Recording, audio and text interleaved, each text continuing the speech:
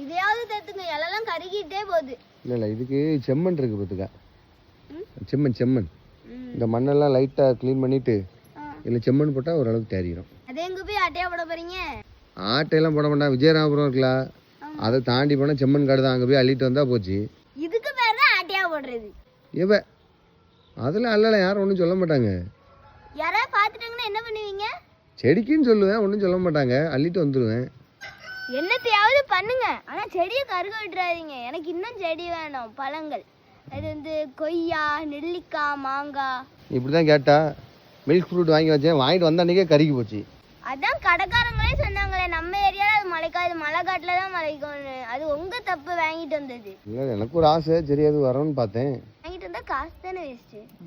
கொஞ்சம் அவசரப்பட்டு வாங்கிட்டேன்டா. அது ரொம்ப சத்தான பழம்னாங்க. எவ்வளோ? அது கொஞ்சம் ரேட் ரொம்ப காஸ்ட்லி, சொல்ல மாட்டேன். நான் இதை க்ளீன் பண்ணி அம்மாட்ட அப்புறமா கேட்டுக்கிடுவேன். உங்கள் அம்மைக்கும் தெரியாது.